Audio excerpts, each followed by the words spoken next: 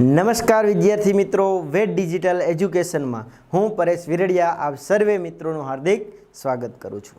મિત્રો, આપણે જોઈ રહ્યા છીએ ધોરણ 8 વિષય સામાજિક વિજ્ઞાન, જેમનો પાઠ 11 ખેતી, જેમાં આપણે આગળ એક વિડીયો જોઈ ચૂક્યા છીએ ખેતી માટેનો, કે ખેતીમાંથી કઈ કઈ વસ્તુ ઉપજ આવે છે, ખેતી ક્ષેત્રે કૃષિ ક્ષેત્રે કઈ કઈ પ્રવૃત્તિઓ થઈ રહી છે, એની સંપૂર્ણ ચર્ચા આપણે આગળના વિડીયો લેક્ચરમાં જોઈ ચૂક્યા। એ ના જોયો હોય તો તમે પ્લેલિસ્ટમાં જઈને જોઈ શકો છો।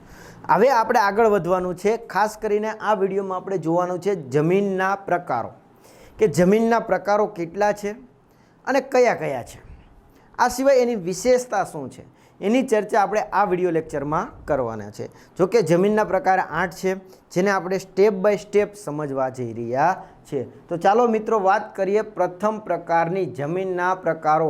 જો કે મિત્રો આ પ્રકારો તમારે ધોરણ 10માં પણ આ પ્રકારો આવે છે, એટલે ત્યારે પણ તમારે જમીનના પ્રકારો છે એ આ ભણવાના રહેશે, પણ આમની કરતાં વધારે વિશેષ તમારે માહિતી ત્યાં યાદ રાખવી પડશે।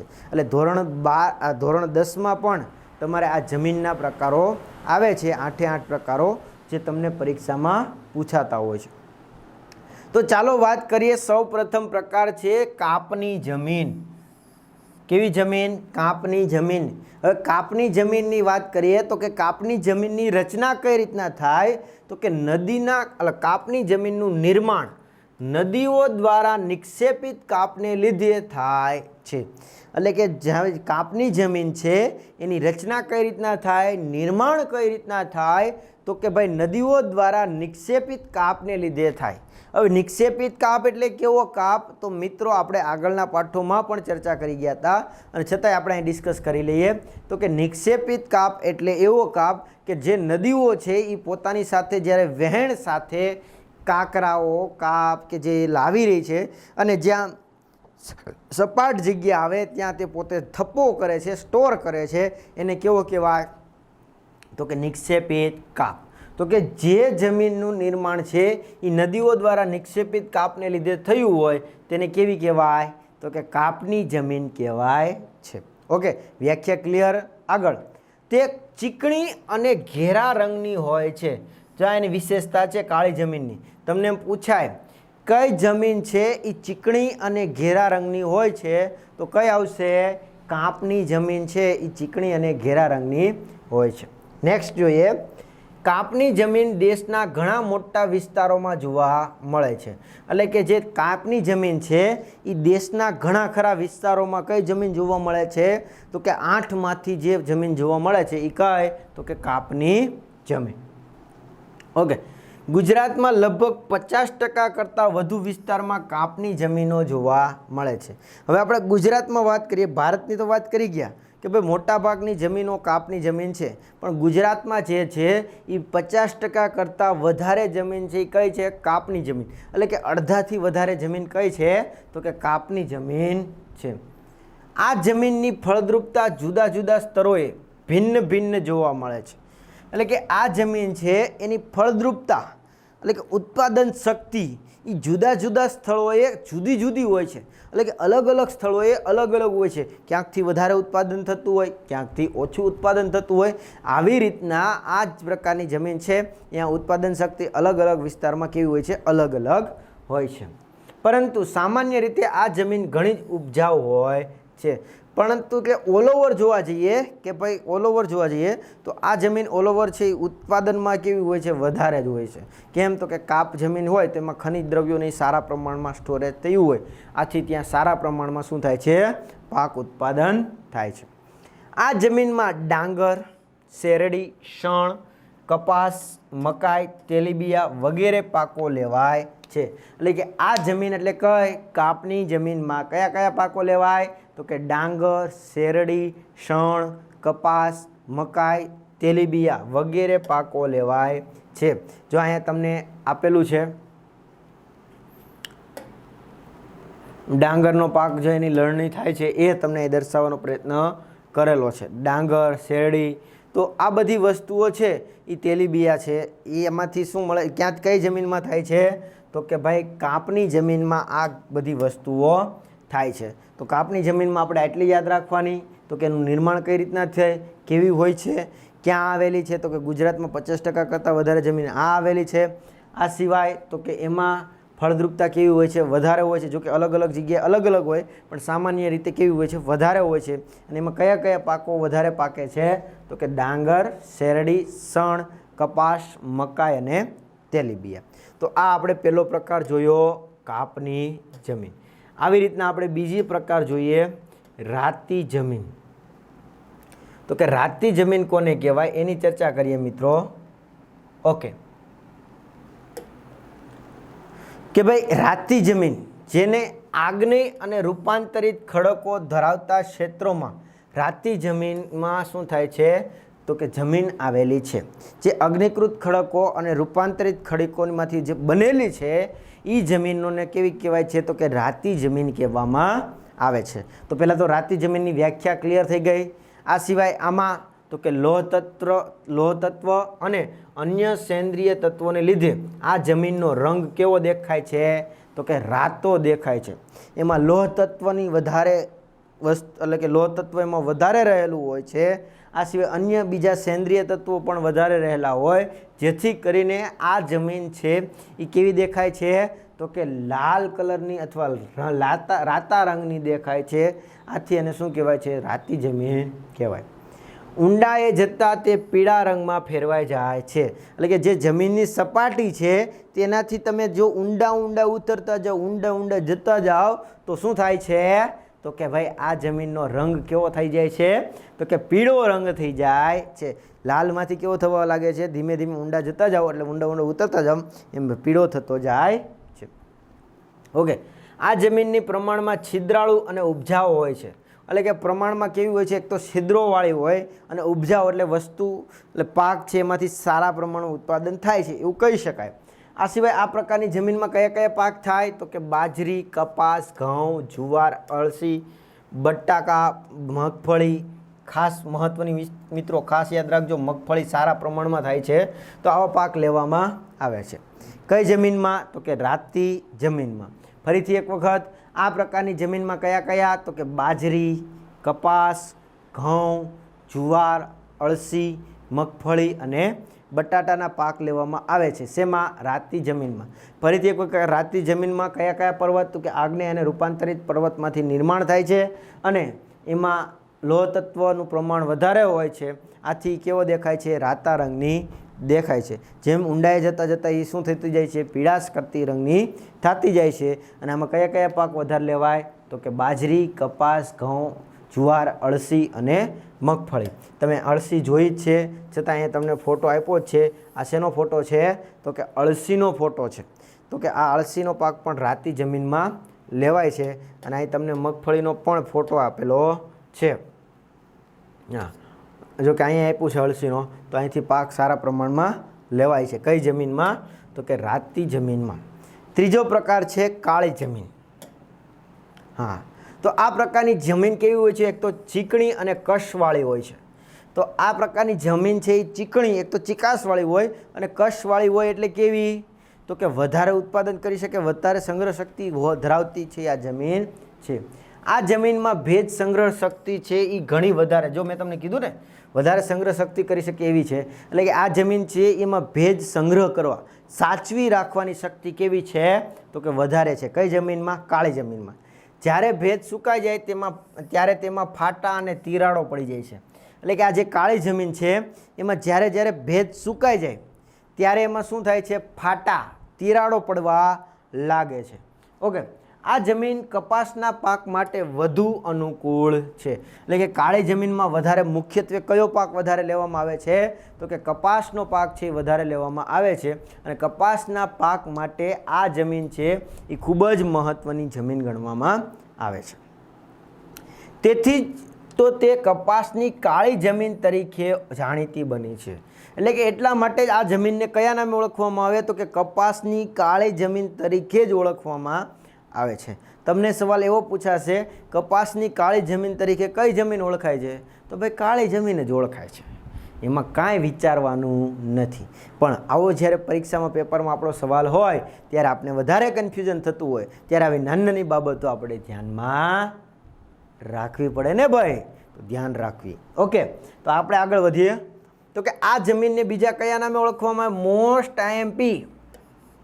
હા, ઘણા વિદ્યાર્થીઓને ટેવ હોય ને આમ લીટા કરી નાખે, મોસ્ટ મોસ્ટ મોસ્ટ આઈએમપી લખી જ નાખવું ભાઈ. ઘણી વખત તમને આ પરીક્ષામાં પૂછાશે કે ભાઈ કાળી જમીનને બીજા કયા નામે ઓળખાય છે? તો કે રેગુરના નામે ઓળખાય છે. કયા? તો કે રેગુરના નામે ઓળખવામાં આવે છે. આ પ્રકારની જમીનમાં પહેલાં તો આપણે વાત કરી ગયા કપાસ, આ સિવાય અળસી જે હમણાં જોઈ ગયા, સરસવ, મગફળી, તમાકુ, અડદ, કઠોળ વગેરે પાકો પણ આ જમીનમાં લેવામાં આવે છે. એટલે કે ભાઈ એવું જરૂરી નથી કે એક પાક એક જગ્યાએ લેવામાં આવતો પછી બીજી જમીનમાં ના હોય, પછી બીજામાંય હોઈ શકે. એટલે આપણે એમાં બહુ પડવાનું નથી. એટલે જ્યારે પરીક્ષામાં આ ટોપિક લખવાનો થાય ત્યારે 2-3 મુદ્દા લઈ લેવાના, પણ હા કપાસ ખાસ આવવો જોઈએ. પછી અળસી, સરસવ, મગફળી, તમાકુ, અડદ આ બધાના તમે ફોટા જોઈ ચૂક્યા છો. તો આ બધી આ જમીનને કેવી કહેવાય છે? તો કે કાળી જમીન તરીકે ઓળખવામાં આવે છે. નેક્સ્ટ જમીન છે પડખાવ જમીન. કઈ જમીન છે? તો કે પડખાવ જમીન, અને એનું બીજું નામ છે લેટેરાઇટ જમીન. જો પહેલું નામ કયું કીધું? પડખાવ જમીન, અથવા એનું બીજું નામ શું છે? તો કે લેટેરાઇટ જમીન.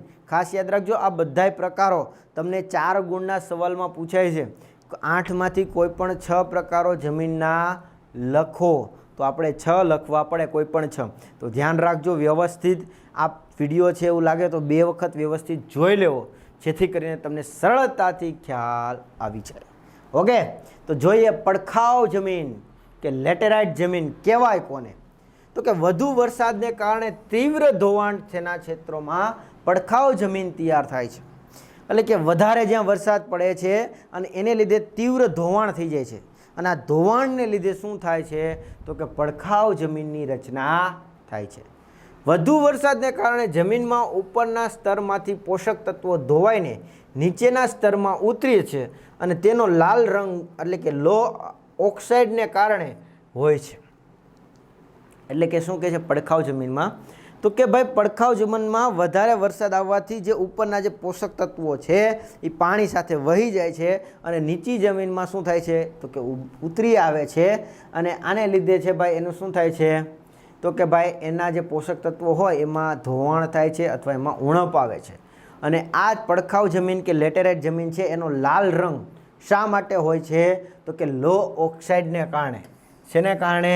તો કે લો ઓક્સાઇડને કારણે આનો જમીન શું હોય છે? આ રંગ કેવો હોય છે? લાલ. કેટલીક જગ્યાએ તેની ઉપલી સપાટી સુકાઈ જવાથી તે સખત થઈ જાય, ત્યારે આવી પરિસ્થિતિમાં તે જમીન ખેતી યોગ્ય રહેતી નથી. એટલે કે કેટલીક વખત કેટલીક જગ્યાએ એવી પરિસ્થિતિ થાય કે જ્યારે પાણી જે ભરાયેલું છે એ સુકાઈ જાય એટલે જમીન ઉપરનું પડ થઈ જાય સખત, એકદમ કઠણ થઈ જાય. તેવા સંજોગોમાં આ જમીન છે એ ખેતી માટે યોગ્ય રહેતી નથી. એટલે કે આમાં ખેતી થઈ શકતી નથી. જૈવિક દ્રવ્યોનું પ્રમાણ પણ કેવું હોય છે? તો કે ઓછું હોવાથી આ જમીન ઓછી ફળદ્રુપતા ધરાવે છે. એટલે આ જમીન ઓછી ફળદ્રુપતા ધરાવે છે, પણ તેમાં ખાતર નાખીને પણ કપાસ, ડાંગર, રાગી, શેરડી, ચા, કોફી, કાજુ વગેરે ઉત્પાદન કરી શકાય છે, પાક લઈ શકાય છે. એટલે કે આ જમીન કેવી છે? તો કે ભાઈ એક તો આપણે વાત કરી કે ભાઈ પડખાવ જમીન છે એ શું થાય છે? તો કે ભાઈ વરસાદને કારણે આ જમીનનો ઉપરનો ભાગ ધોવાઈ જાય છે, એટલે સ્વાભાવિક છે કે હવે નીચે કંઈ વધતું ના હોય. પણ છતાંય આમાં જો કઠણ થઈ જાય, એટલે કે અમુક સમય પછી એ શું થઈ જાય? પાણી સુકાવાથી કઠણ થઈ જાય, ઉપરની સપાટી સુકાઈ જવાથી કઠણ થઈ જાય, તો એ ખેતી માટે યોગ્ય રહેતી નથી. પણ અમુક વખત આ જમીન છે એમાં પાક લઈ શકાય છે, પણ કેના મદદથી? તો કે રાસાયણિક ખાતરની મદદથી. કોની મદદથી? તો કે રાસાયણિક ખાતરની મદદથી આપણે પાક લઈ શકીએ છીએ. ઓકે, અહીં જો તમને રાસાયણિક ખાતર દર્શાવેલું છે, ક્યાં છે? તો કે અહીંયા રહ્યું. જો આ ભાઈ ખોબો ભરીને હાથમાં ઊભા છે ને, રાસાયણિક ખાતર યુરિયા, ડીએપી, એનપીકે આવા બધા ખાતરના નામ છે ભાઈ. તો આ ખાતર છે એના દ્વારા છે એ આ બધા પાક લઈ શકાય છે. કયા કયા પાકો? તો કે ભાઈ રાસાયણિક ખાતરની મદદથી કપાસ, ડાંગર, પછી રાગી, શેરડી, ચા, કોફી, કાજુ વગેરે છે એના પાક લઈ શકાય છે. ઓકે, તો આપણે કઈ વાત કરી? પડખાવ જમીન અથવા લેટેરાઇટ જમીન. આ કેટલામી જમીન થઈ? તો કે 4ની જમીન. ચોથો પ્રકાર થયો. પહેલો કયો? કાપની જમીન. બીજો કયો જોયો? તો કે ભાઈ લાલ જમીન અથવા રાતી જમીન. ત્રીજો કયો જોયો? કાળી જમીન. અને ચોથો કયો જોયો? પડખાવ અથવા લેટેરાઇટ જમીન. પાંચમો પ્રકાર લઈ લઈએ રણ પ્રકારની જમીન. તો કે રણ પ્રકારની જમીન અથવા એને શું કહેવાય? તો કે આ જમીન કેવી હોય? પહેલાં તો સૂકી અને અર્ધ સૂકી આબોહવાવાળી પરિસ્થિતિમાં જોવા મળે છે. હવે રણ પ્રકારની એટલે ત્યાં જ આઈડિયા આવી ગયો ભાઈ. કેમ? તો કે રણમાં ખબર જ છે ક્યારે વરસાદ પડતો જ નથી. તો આ જમીન કેવી હોય? સૂકી હોય. કેવી હોય? સૂકી. અને આની આબોહવા પણ હવામાન પણ કેવું હોય છે? અર્ધ સૂકું હોય છે. આ જમીન રેતાળ અને ઓછી ફળદ્રુપ હોય છે. એટલે કે આમાં રેતીનું પ્રમાણ વધારે હોય છે અને ફળદ્રુપતા કેવી હોય છે? તો કે ઓછી હોય છે. તેમાં દ્રવ્ય ક્ષારોનું પ્રમાણ પણ વધારે હોય છે. એટલે કે એમાં દ્રવ્ય ક્ષાર છે ને, ક્ષાર. તો આ ક્ષારોનું પ્રમાણ પણ છે એ શું હોય છે? વધારે હોય છે. કેવી? રણ પ્રકારમાં. સિંચાઈની સુવિધાઓથી તેમાં બાજરી, જુવારના પાકો લઈ શકાય છે. એટલે કે જો જ્યાં પાણીની વ્યવસ્થા થઈ શકે તો ત્યાં આપણે કયા કયા પાકો લઈ શકીએ? તો કે બાજરી અને જુવારના પાકો લઈ શકીએ છીએ. અને આ પ્રકારની જમીન રાજસ્થાન, ગુજરાત, હરિયાણા અને દક્ષિણ પંજાબમાં જોવા મળે છે. તો આ પ્રકારની જમીન ક્યાં ક્યાં મળે છે આપને? રણ પ્રકારની જમીન. તો કે એક તો રાજસ્થાન સૌથી વધારે ભાઈ આપણે ખબર જ છે, રણ ત્યાં આવેલું છે. બીજું પછી ગુજરાતમાં કચ્છ, ખબર છે ને, કચ્છ નહીં દેખા તો કુછ નહીં દેખા. તો આ કચ્છ છે એમાં પણ ત્યાં રણ આવેલું છે. આ સિવાય હરિયાણામાં ત્યાં પણ એમાં આ જ પ્રકારની જમીન છે. અને પંજાબનો જે છે એ દક્ષિણનો ભાગ એટલે કે નીચેનો ભાગ છે ત્યાં આ પ્રકારની જમીન છે. હવે ગુજરાતમાં આ પ્રકારની જમીનની વાત કરીએ તો કે થોડીક સૌરાષ્ટ્રમાં, કચ્છ અને ઉત્તર ગુજરાતમાં કેટલાક વિસ્તારોમાં આ પ્રકારની જમીન જોવા મળે છે. કઈ? તો કે રણ પ્રકારની જમીન. ફરીથી એક વખત, રણ પ્રકારની જમીન કેવી હોય છે? સૂકી. અને એમાં રેતીનું પ્રમાણ કેવું હોય છે? તો કે વધારે હોય છે, ઓછી ફળદ્રુપ હોય છે. આ પ્રકારની જમીનમાં જો પાણીની વ્યવસ્થા થઈ શકે, તમારી જાતે કરવાની, ત્યાં ક્યાંય હોતું નથી, પણ જો પાણીની વ્યવસ્થા થઈ શકે તો આપણે કયા પાક લઈ શકીએ? તો કે બાજરી અને જુવારના પાક લઈ શકીએ છીએ. આ જમીન ક્યાં જોવા મળે? રાજસ્થાન, ગુજરાત, હરિયાણા અને દક્ષિણ પંજાબમાં. અને ગુજરાતમાં સૌરાષ્ટ્રમાં, કચ્છમાં અને ઉત્તર ગુજરાતના કેટલાક વિસ્તારોમાં આ પ્રકારની જમીન છે એ જોઈ શકાય છે. તો મિત્રો આપણે વાત કરી જમીનોના પ્રકારોના 5 પ્રકારોની. હજી આપણા 3 પ્રકારો છે એ બાકી છે. તો એ આપણે ચર્ચા કરીશું આવતા વિડીયો લેક્ચરમાં. તો આ વિડીયોમાં આપણે આટલું રાખીશું. ફરી મળીશું આગળના વિડીયોમાં.